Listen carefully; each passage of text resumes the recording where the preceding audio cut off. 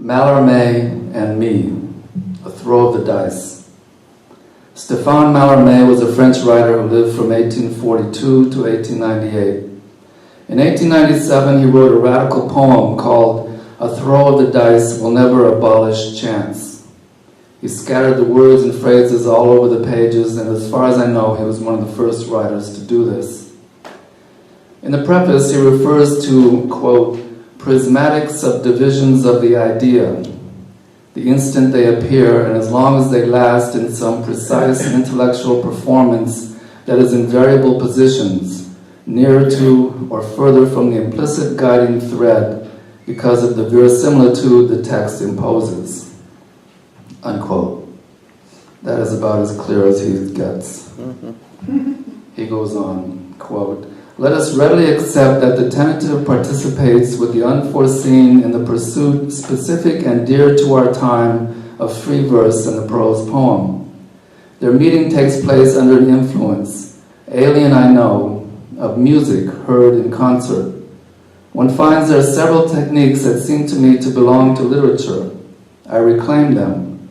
The genre which is becoming one like the symphony, little by little, alongside personal poetry, leaves intact the older verse, for which I maintain my worship, and to which I attribute the empire of passion and dreams, though this may be the preferred means of dealing with subjects of pure and complex imagination or intellect, which there is no remaining justification for excluding from poetry, the unique source. Now keep in mind this was written in another language, using the musicality of that language more than the coherency. And being translated into English, some of the musicality is lost, and the coherency remains a ghost. I'm going to read his poem, and then a piece I wrote while under the influence of his writing. It incorporates a few quotes from that previous poem, but changes the subject to actors in a small theater. A Throw of the Dice Will Never Abolish Chance, by Stéphane Mallarmé.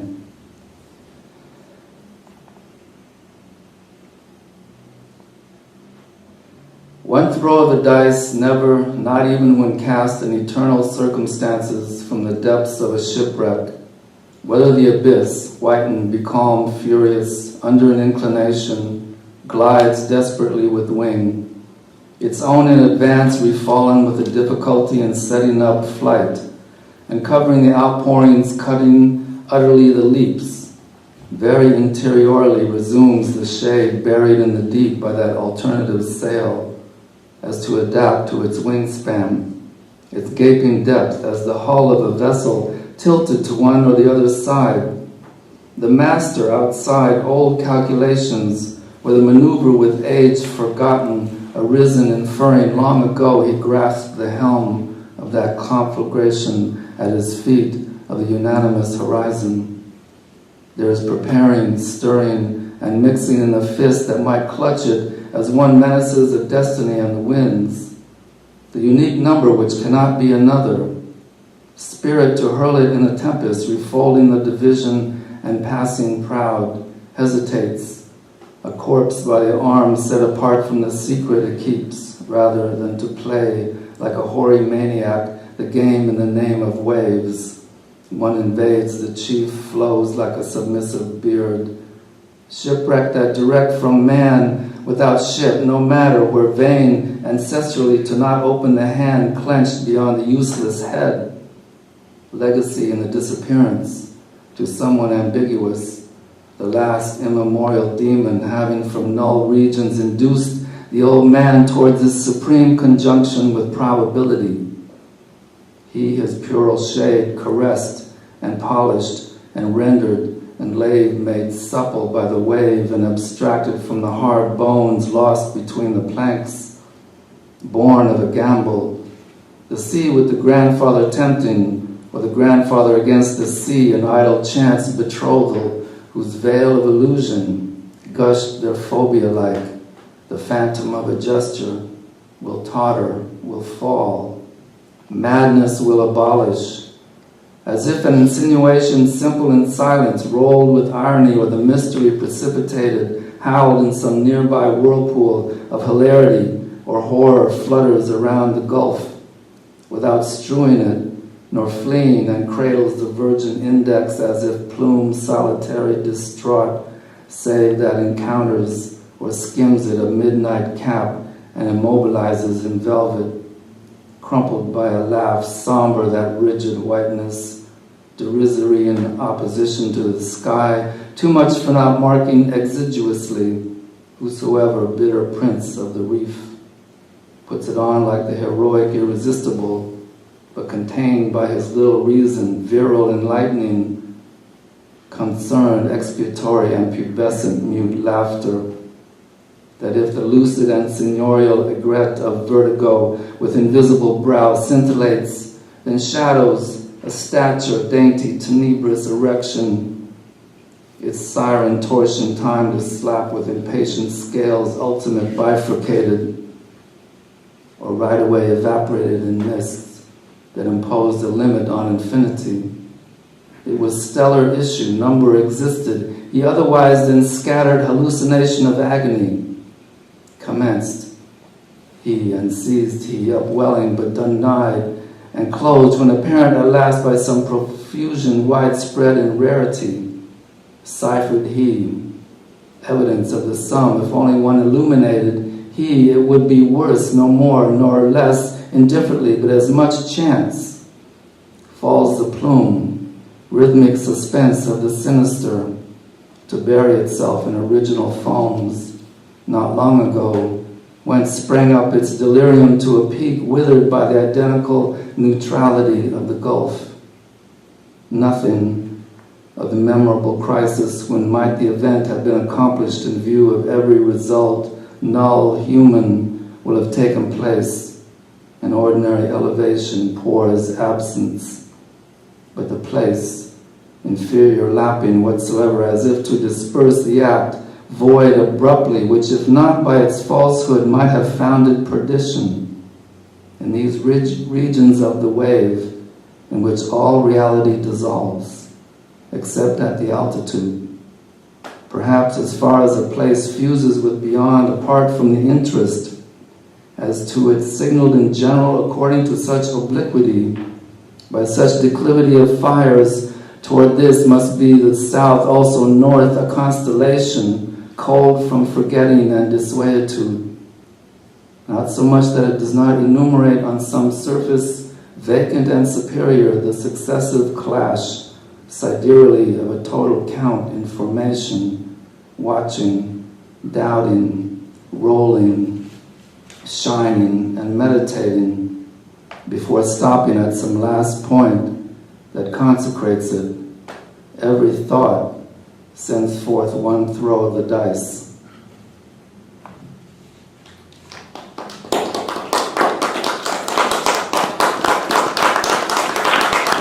So that was, you can tell he's not Charles Bukowski by a long shot. And I think, I've talked to some people about that piece and some of his writing, and we have to acknowledge that he could have been deliberately eluding meaning. I mean, right, and there are people who, there are schools of writing which do that. And it can be a little frustrating. So the piece I wrote is somewhat taking his style, and it's a little more accessible. And I translated it into the realm of theater, called Theater Mallarmé.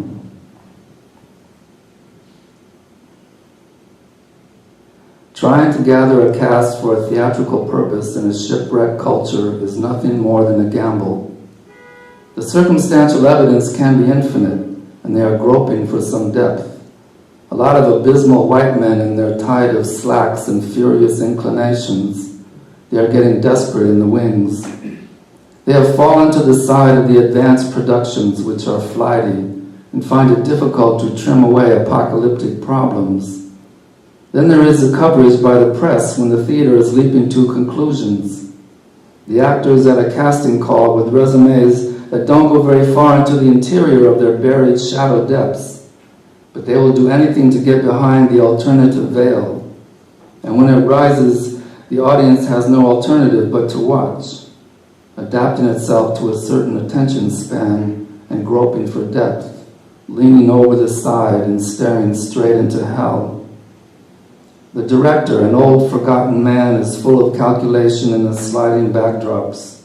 A conflagration at his feet is spreading across the stage, an anonymous horizon of unanimous consent. He prepares the blandishments which mingle with the audience, every mind a closed fist, and it holds a person in its grip against destiny and the winds. The director tries to loosen this hold on them with a soulful dance number unlike any other, revealing a storm in the mind which is folded on its subdivisions, full of hesitation and passé inclination, keeping a corpse in the apartment, holding off a secret with its arms. These norms are brushed aside by the director, a white-haired maniac, as he invades the collective mind with waves of common reference points, directing his own shipwreck with a subversive beard, revealing men are vain no matter where. Keeping his hand in, behind the useless heads of those who have memorized their lines, culminating in the ambiguous disappearance of the last act, making it immemorial for the audience, who in coming from their countries of the void are full of demons. These can be seduced by the old director, trying for a supreme conjunction with the public. Heart is coming to terms with probability. The public is caressed and polished and rendered and washed by dramatic shadows which he sets in motion, pliable and playable on stage, that wavering removal on the floorboards where the false identities attempt a revelation, attempting through the means of a director to idle in the land of chance, betrayal, the veil of illusion, speaking out with their obsessions. The ghost of a gesture will stagger, fall, and try to abolish our superficial differences which are there by chance. Sometimes a simple insinuation can do this, with an ironic silence everyone can recognize. The mystery-ridden cast with thousands of inflections among them are howling in a neighborhood theater, some vortex full of rarity and mores, hovering over the gulf of social separation, strewing it with lines, giving solitude and bewilderment an index for the audience to follow. After the performance, the cast, with no exception, has a midnight meeting and a nightcap, fallen from grace, immobilized with black velvet, crumpled in the corners with dark bursts of laughter, rigid men whose opposition to normality can look ridiculous. After the play, they seem diminutive and less intuitive, passing bitter reefers around and putting on another face. In fact, they are anxious, expiatory, and pubescent in the silent aftermath. They find it irresistible and virile. They have contained or torn asunder the unreasonable with their stage thunder and lighting effects. The director, with a lucid vertigo invisible on the brow, is a dark form standing upright in its siren's twisted stance, long enough to affront, impatient, final, a false abiding place immediately evaporated in mist, which imposed a boundary to the infinite. His progeny, the prodigal actors working for and against the probability of a starry casting system, find it hard to exist without a constant hallucination. It is scattered in numerous theaters with follow-ups in various towns. They begin and end with their emergence in a theater. But when it is closed, and they are denied, the rarefied dead, instead of being spread, they are numbed by the confusion. There is no circumstantial evidence to resist the normal imperative inasmuch as it exists. So they lighten up, no worse than others, with a growing indifference to chance as it is revealed in their careers. Some agent throwing dice with their career, their numerous sides and good points.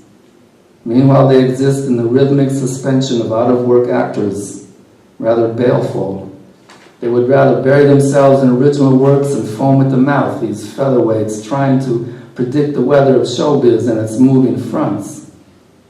They idle in their nostalgia for delirium, people who need a vehicle of expression, any beat-up clunky script with tailgate dragging, broken turn signals, and a slow acceleration.